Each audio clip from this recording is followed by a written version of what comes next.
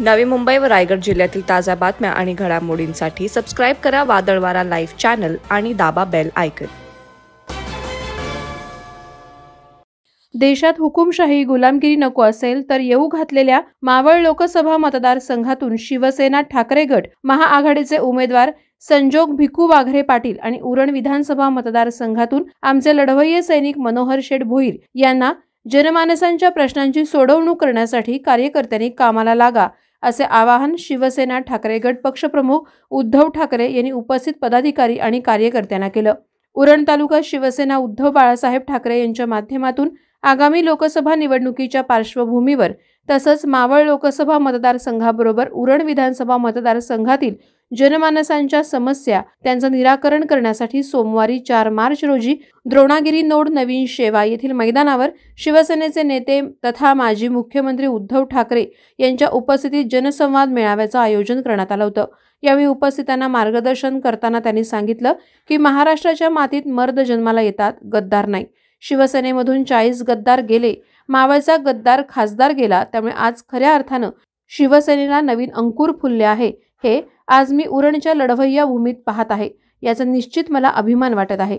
यावेळी व्यासपीठावर माजी केंद्रीय मंत्री अनंत गीते, खासदार संजय राऊत, माजी मंत्री सचिन अहिर, शेकापचे आमदार भाई जयंत पाटील, शिवसेना संघटक मावळ तथा पिंपरी चिंचवड महानगरपालिकेचे माजी महापौर संजोग भिकू वाघेरे पाटील, जिल्हा प्रमुख तथा माजी आमदार मनोहर शेठ भोईर, काँग्रेस पक्षाचे जिल्हाध्यक्ष महेंद्र शेठ घरत, राष्ट्रवादी काँग्रेस शरद पवार गट पक्षाचे प्रदेश सरचिटणीस प्रशांत पाटील, जिल्हा संपर्क प्रमुख बबनदादा पाटील, जिल्हा प्रमुख सुरेंद्र म्हात्रे, ज्योती ठाकरे, उपजिल्हा प्रमुख नरेश रहाळकर, तालुका प्रमुख संतोष ठाकूर, भावनाताई घाणेकर, माजी जिल्हा प्रमुख दिनेश पाटील, माजी नगराध्यक्ष जे.एम. म्हात्रे, तालुका संघटक प्रमुख दीपक भोईर, रामदास घरत, बीएन डाकी, केसरीनाथ पाटील, कमलाकर पाटील सह शिवसेना आघाडीचे पदाधिकारी आणि कार्यकर्ते हजारोंच्या संख्येने उपस्थित होते। बऱ्याच दिवसांनंतर उरणमध्ये आलेलो आहे। गेल्या वेळेला आलो होतो तेव्हा विधानसभेची निवडणूक होती आणि विधानसभा निवडणुकीत काय झालं तुम्हाला माहिती आहे। आज उघडपणाने बोलतो, गेल्या वेळेच्या विधानसभेच्या निवडणुकीत भारतीय जनता पक्षाने आपल्या बरोबर अधिकृत गद्दारी केली होती ना, आणि आता ही गद्दारी देशात सगळ्यांशी करायला लागलेले आहेत। नाही, भोकं पडलीच आहेत। पाणी भरले की कळेल कसं कुठून कुठून बाहेर पडतं ते।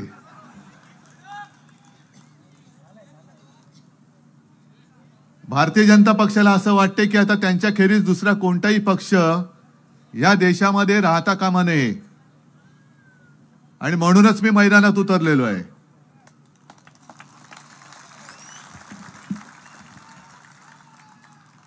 आणि मी त्यांना आव्हान देतोय, तुम्ही जो काय एक उपराटा निर्णय तुमच्या लवादाच्या माध्यमातून दिलेला आहात,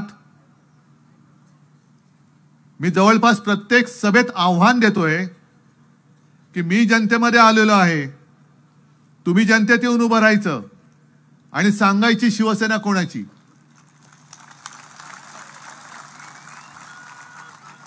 पण यांची मला एक गंमत वाटते आणि कीव पण येते।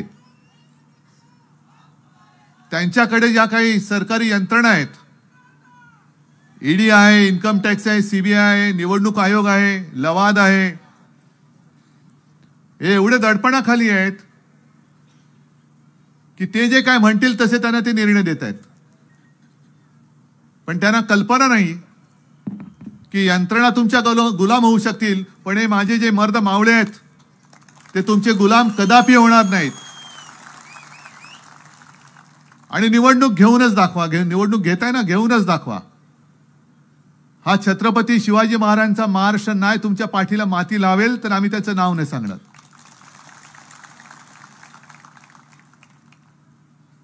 ही अशी वृत्ती आणि ह्या वृत्तीची माणसं, मी सुद्धा राजकारण बघत बघत लहानाचं मोठा झालेलो आहे।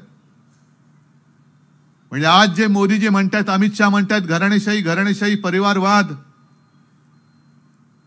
माझं घराणं हे तुम्हाला सगळ्यांना माहिती आहे। अमित शहा आणि मोदींना सुद्धा मी आव्हान देतोय, मी माझ्या घराण्याचा इतिहास सांगतोय, तुम्ही तुमच्या घराण्याचा इतिहास सांगायचा। तुम्ही कोण, मी कोण, तुमचे वडील कोण, माझे वडील कोण, तुमचे आजोबा कोण होते, माझे आजोबा कोण होते, आणि मला अभिमान आहे माझ्या घराण्याच्या परंपरेचा. अरे कोणत्याही स्वातंत्र्य लढ्यामध्ये भाग न घेणारी ही माणसं हे आम्हाला घराण्यावरनं शिकवत आहेत. काय तुमचा संबंध काय होता स्वातंत्र्य लढ्यामध्ये? जेव्हा ही सगळी जनता उतरली होती तेव्हा भारतीय जनता पक्ष तर नव्हताच, पण त्यांचे जे नेते होते श्यामाप्रसाद मुखर्जी, म्हणजे साधारणतः 1940-42चा सुमार असेल. मुस्लिम लीग तेव्हाची, आत्ताची नाही मी म्हणत, आज माझ्याबरोबर अनेक देशभक्त मुसलमान हे लोकशाही वाचवण्यासाठी आणि देश वाचवण्यासाठी सोबत आलेले आहेत. त्यांचं मी स्वागत करतोय.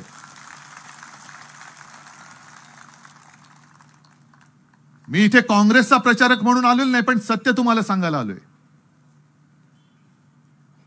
1942ला जी महात्मा गांधीजींनी चले जाओ चळवळ सुरू केली होती, आपण आपल्या आघाडीचं नाव जयंतराव इंडिया आघाडी ठेवली, देशभक्तांची आघाडी, इंडिया आघाडी. तर मोदीजींनी काय टीका केली? आम्हालाच सांगतात चले जाओ. अहो मोदीजी, तुमचा पक्ष चले जाओच्या वेळेला जन्माला नव्हता आला, आणि तुमचा जनसंघ जो 50-52 साली जन्माला आला त्याचे जे संस्थापक होते श्यामाप्रसाद मुखर्जी, त्यांनी बंगालमध्ये चले जाओ चळवळ कशी चिरडून टाकायला पाहिजे याच्यासाठी गव्हर्नरला पत्र लिहिलं होतं. म्हणजे हे तुमचे बापजादे या विचाराचे, आणि तुमच्याकडनं आम्ही देशभक्ती शिकायची. स्वातंत्र्य लढ्यात उतरलेली काँग्रेस नको म्हणून श्यामाप्रसाद मुखर्जींनी त्यावेळेच्या मुस्लिम लीग बरोबर 11 महिने सरकारमध्ये राहिले होते. ते अर्थमंत्री त्या सरकारमध्ये होते, आणि तुमच्याकडनं आम्ही हिंदुत्व शिकायचं. आधी तुमचा इतिहास काय तो सांगा, आमचं घराणं बाजूला ठेवा. पहिलं भाजपाचं घराणं काय ते सांगा, भाजपची वंशावळ पहिली सांगा. आहोत ना आज आम्ही शिवसेना हिंदुत्ववादी म्हणून आहेच. जयंतराव सोबत आहेत, मगाशी उल्काताई होत्या, काँग्रेस सोबत आहे, राष्ट्रवादी सोबत आहे. काल कपिल पाटील यांनी एक नवीन पक्ष, म्हणजे नितीश कुमार तिकडे गेले. मी त्यांना विचारलं कपिल पाटलांना तेव्हा एक 8-15 दिवसापूर्वी, महिन्याभरापूर्वी, कपिलजी तुमचं काय? ते म्हणाले ते गेले तर जाऊ द्या, पण मी तुमच्या सोबत आहे, कारण आम्ही देशप्रेमी आहोत, आम्ही देशभक्त आहोत. मग आम्ही एकत्र आल्यानंतर आम्हाला सांगतात की शिवसेना काँग्रेस बरोबर गेली, मग शिवसेनेने हिंदुत्व सोडलं काय? मग मला भाजपला विचारायचंय की काल परवाकडे जे आमच्यासोबत मांडीला मांडी लावून बसणारे नितीश कुमार तुम्ही तुमच्यात घेतलेत, चांगलं चालणारं सरकार तुम्ही पाडलं, तुमच्याकडे हेच काळा घालण्याचे धंदे तुमचे जास्त चालत आहेत. नितीश कुमार बोलले होते संघमुक्त भारत, मग नितीश कुमार काय हिंदुत्ववादी आहेत? विशेष कायदा करा आणि राम मंदिर करा हे जेव्हा मी बोलत होतो, आज आम्ही एकत्र सगळे जमलेलो आहोत. बघा इकडे किती लोक जमलेली आहेत. आणि माझं तर संपूर्ण देशातल्या प्रत्येक नागरिकाला विनंती आहे, आवाहन आहे की तुम्ही असाल कोणत्याही धर्माचे, तुम्ही असाल कोणत्याही जातीचे, पण आज वेळ अशी आलेली आहे की जात पात धर्म बाजूला ठेवून देश हाच माझा धर्म आणि देश वाचवणं हाच माझा धर्म म्हणून तमाम देशभक्तांनी एकत्र येण्याची आज गरज आहे. आणि अशीच वेळ तेव्हा आली होती 77 साली. निदान त्यावेळेला इंदिरा गांधींनी उघड आणीबाणी पुकारली होती, आणि त्या आणीबाणीच्या काळामध्ये सुरुवातीला शिवसेनेने पाठिंबा जरूर दिला होता, पण आणीबाणीच्या काळात जे काही अत्याचार झाले, विरोधी पक्षाच्या नेत्यांना ज्या पद्धतीने तुरुंगात डांबलं, त्याला शिवसेनेने विरोध केला होता. मग इंदिरा गांधी नको, हुकुमशहा नको म्हणून जे काय सगळे आले होते, आणि त्याच्यामध्ये हे वाहत्या गंगेत हात धुणारे भाजपवाले जनसंघ होता ते सुद्धा सामील झाले होते, समाजवादी सुद्धा होते. मग काय हो भाजपवाल्यानो, तेव्हा तुम्ही जो काही जनता पक्ष स्थापन केला होता तो काय सगळा हिंदुत्ववादी विचाराचा होता? सगळे काय हिंदू धार्जिणे पक्ष तुमच्या जनता पक्षात होते? नव्हते ना. तुम्हाला देश वाचवायचा म्हणून तुम्ही त्या जयप्रकाश नारायणने जे एक पुढाकार घेतला होता त्या जनता पक्षात तुम्ही गेला होता. मग आज सुद्धा आम्ही तुमची हुकुमशाही नको म्हणून बाकीचे पक्ष देशभक्त पक्ष जर एकत्र आलो तर तुमच्या पोटात का मुरडा येतो? केवळ तुम्ही म्हणजेच देशभक्त, भाजप म्हणजेच देशभक्त, आणि जो भाजपच्या बाहेरचा आहे तो देशद्रोही अजिबात चालणार नाही. असं होऊ शकत नाही आणि होऊ देणार नाही. आज आमच्या तुम्ही साध्या साध्या कार्यकर्त्याला जुन्या केसेस, अरे कसल्या केसेस, काय बलात्काराच्या केसेस आहेत, दरोड्याच्या केसेस आहेत, आंदोलनाच्या केसेस काढता आणि त्याच्या मागे पोलीस कारवाई लावता. मी पोलिसांना सुद्धा सांगू इच्छितो की हे सगळं तुम्हाला माहिती आहे. आज सरकार असतं, उद्या नसतं, आणि यांचं सरकार तर नक्कीच नसणार आहे.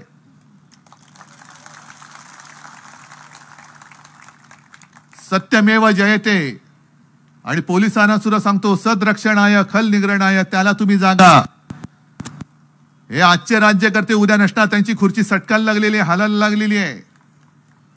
त्याने किती हवा आणून द्या, पण काश्मीर ते कन्याकुमारी पर्यंत जो एक मला आक्रोश दिसतोय, तो बघितल्यानंतर याने किती आदळापट केली तरी 100-200च्या वरती जाऊ शकत नाही. आज लिहून ठेवा तुम्ही. आणि मी काल बोलता बोलता बोलून गेलो की अनेक जणांना विचारलं, तुमच्याही मनामध्ये प्रश्न असेल की हे सगळे ठीक आहे, पण ईव्हीएमचं काय, बरोबर ना? तुमच्या मनात सुद्धा प्रश्न असेल की नसेल? पण मला सांगा, एवढे सगळे तुम्ही इकडे जमलेला आहात, तुम्हाला ही हुकुमशाही हवी की नकोय? नको हा तुमचा निश्चय आहे ना? मग तुमच्या गावामध्ये एवढ्या लोकांनी त्या हुकुमशाहीच्या विरोधात मतं दिली आणि पुन्हा जर का उपडी बालदी सुलटी झाली आणि तिकडे जर का निवडून आले तर तुम्ही काही शांत बसणार? माझं तर मत आहे, यावेळेला भाजपाने ईव्हीएमचा घोटाळा करून जिंकून दाखवावंच. जिंकूनच दाखवा. देशात जो असंतोषाचा भडका उडेल तो कोणालाही आवरू म्हटलं तरी आवरता येणार नाही. एवढी जनता आज पेटलेली आहे, एवढी जनता यांना आज कंटाळलेली आहे. कारण उघड उघड दिसतंय सगळं. ज्या पद्धतीने यांचं काम चालू आहे, मी मगाशी सभेत सुद्धा जे बोललो की काल भारतीय जनता पक्षाची पहिली यादी जाहीर झाली 195 जणांची. पाहिली तुम्ही कोण कोण त्याच्यामध्ये? नरेंद्र मोदी जे आहेत, अमित शहा आहेत, बरोबर आहे. पण त्यांच्या बरोबरीने आणखीन एक नाव आहे, पहिल्या यादीत त्याला मानाचं स्थान मिळालंय, ते म्हणजे ज्याच्यावरती भारतीय जनता पक्षानेच बेहिशोबी संपत्ती गोळा केली म्हणून आरोप केले होते, चौकशी केली होती, त्या कृपाशंकर सिंहाचं नाव नरेंद्र मोदी आणि अमित शहाजींच्या बरोबर आहे. संताप एका गोष्टीचा येतो, वाईट एका गोष्टीचं वाटतं की जेव्हा आम्हाला, खरोखर सांगतो, मी उपासाने किंवा कुत्सिततेने बोलत नाही, मला त्याची गरज नाही, जे खरं आहे ते मी खरं बोलतो. जेव्हा आम्हाला नरेंद्र मोदीजींचं नाव माहिती नव्हतं, अमित भाई शहा यांचं नाव माहिती नव्हतं, अगदी 88-89 सालचा तो काळ असेल, 87 साली या देशातली पहिली पोटनिवडणूक पार्ल्याची हिंदुत्वाच्या आधारावरती शिवसेनेने जिंकून दाखवली. आणि नंतर प्रमोद महाजन आले, गोपीनाथ मुंडे आले, आणि आपण एक हिंदुत्ववादी मतांमध्ये फाटाफूट नको म्हणून आपण युती केली. तेव्हा मोदी शहा ही नावं माहीत नव्हती, पण महाजन आणि मुंडेंनंतर आणखीन एक नाव जे मला कळलं होतं आणि आपल्या सगळ्यांना माहिती होतं, ते नितीन गडकरींचं नाव. हे इथल्या त्या गद्दार जो आमदार गेल्या वेळेला निवडून दिला, भारतीय जनता पक्षाने उघड गद्दारी करून दिली, त्याला म्हणा जा विचार नितीन गडकरींना.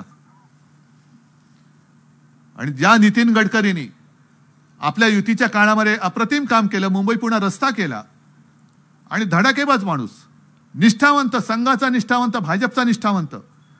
अन्याय झाला तरी चालेल, पण मी पक्षशिस्त मोडणार नाही. तुम्ही कृपाशंकर सिंहाचं नाव मोदीजींच्या बरोबर पहिल्या यादीत देता, पण आमच्या महाराष्ट्राच्या नितीन गडकरींचं नाव, जे तुमचे अध्यक्ष होते, त्यांचं नाव तुम्ही देत नाही. अरे काहीतरी मान पान सन्मान ठेवा. एवढं वर्ष तो माणूस झटलाय. आणि म्हणून मी जे प्रत्येक सभेत सांगतो ते आता दिसायला लागलेले की भारतीय जनता पक्षाच्या कार्यकर्त्यांनो, RSSच्या कार्यकर्त्यांनो, खास करून RSSच्या कार्यकर्त्यांना मला सांगायचंय की तुम्हाला आता 25 साली 100 वर्ष होतील. अनेक 2-3 पिढ्या तुम्ही याच क्षणाची वाट बघण्यासाठी आतुरलेले होतात आणि अक्षरशः कुटुंबावरती, घरावरती निखारे ठेवून तुम्ही पक्ष वाढवला होता. म्हणजे मला आठवते, मी मुद्दामून नाव घेत नाही कारण ती व्यक्ती कदाचित बोलेल, ती व्यक्ती आहे, संघाची आहे, कार्यकर्ती. पण 5-7 वर्षापूर्वी एक राज्य त्यांनी जिंकलं भारतीय जनता पक्षाने, त्याच्यानंतर परत हारले. आणि तेव्हा ते नाव सगळ्यांसमोर आलं होतं की यांनी तिकडे जाऊन मेहनत केली. आणि त्यांचं नाव आल्यानंतर मला आश्चर्य वाटलं की हा मुंबईत राहणारा माणूस. मग मी त्यांना बोलवलं घरी आणि त्यांना विचारलं. ते म्हणाले, उद्धवजी काय सांगायचं, आम्ही संघाचे कार्यकर्ते आणि या राज्यात म्हणे आम्ही जेव्हा काम करायला सुरुवात केली, लोकांमध्ये जेव्हा धावायची, तरी देखील आम्ही तिकडे थांबलो, पाय रोवून उभे राहिलो आणि आज तिकडे आम्ही जिंकलो. मग त्यांना मला सांगायचे की अरे तुम्ही कशासाठी काम करताय, कोणासाठी जिंकताय. आज जो गद्दार आमच्यातला फोडून तुम्ही तुमच्या डोक्यावरती घेतलात, ज्याच्यावरती तुम्ही भ्रष्टाचाराचे आरोप केले होते, 70,000 कोटीचा सिंचन घोटाळा, त्याला तुम्ही डोक्यावरती घेतलात.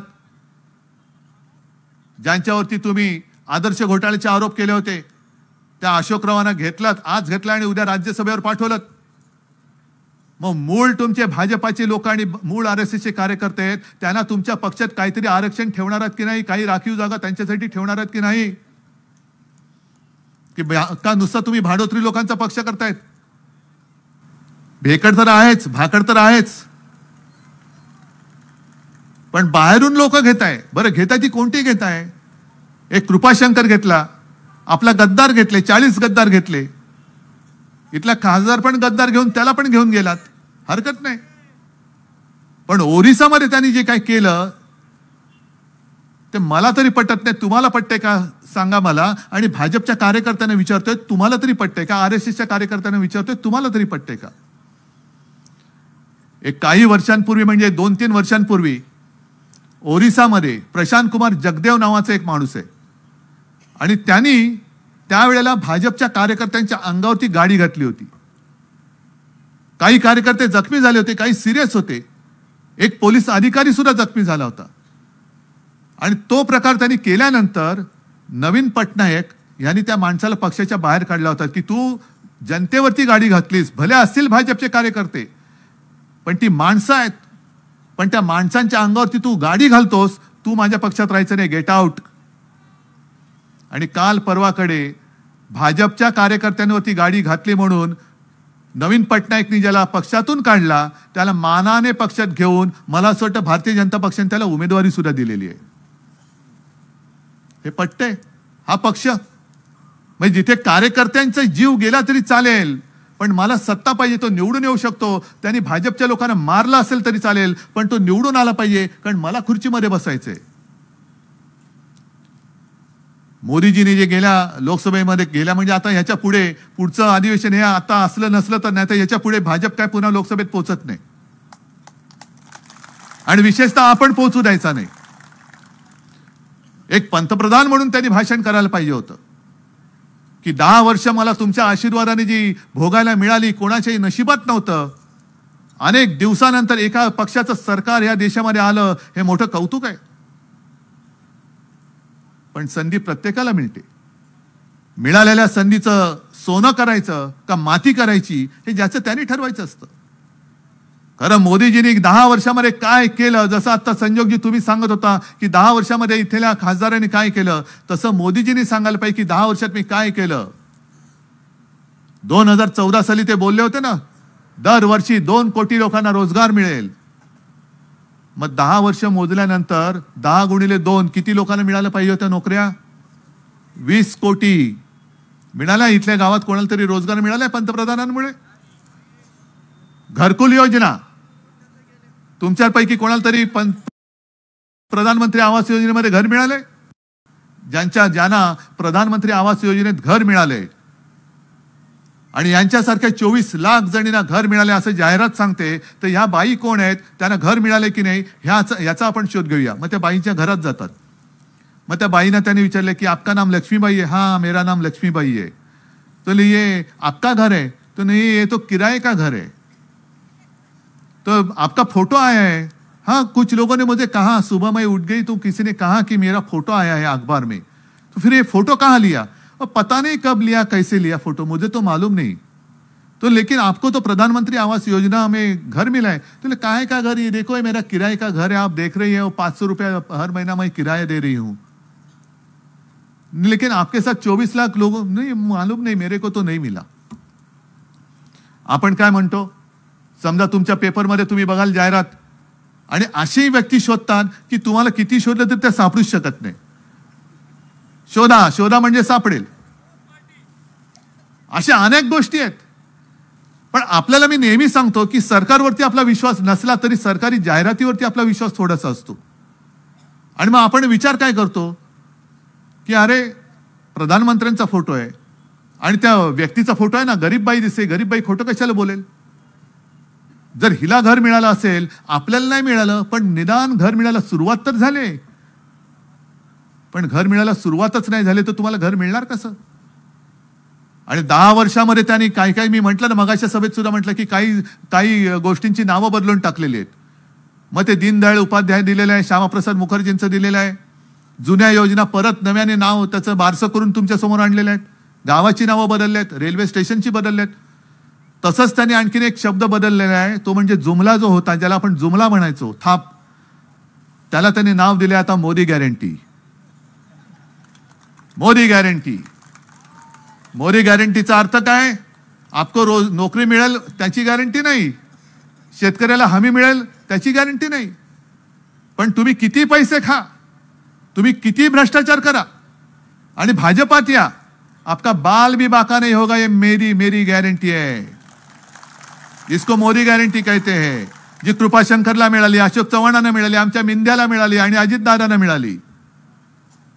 आरोप करणारे हेच, चौकशा करणारे हेच, क्लीन चिट देणारे सुद्धा हेच. म्हणजे क्रिकेटच्या मॅच मध्ये बॉलिंग टाकणारे हेच, बॅटिंग करणारे हेच, कॅच पकडणारे हेच, अपील करणारे हेच आणि आउट देणारे पण हेच. आणि जिंकलो की नाही? अरे कसला जिंकलास? अजून साध्या मुंबई महापालिकेच्या निवडणुका घेण्याची तुमच्यात हिंमत नाहीये आणि तुम्ही देश जिंकायला निघालात. वादळवारा लाईव्ह साठी अनंत नारंगीकर, उरण. नवी मुंबई व रायगड जिल्ह्यातील ताज्या बातम्या आणि घडामोडींसाठी सबस्क्राईब करा वादळवारा लाईव्ह चॅनल आणि दाबा बेल आयकॉन.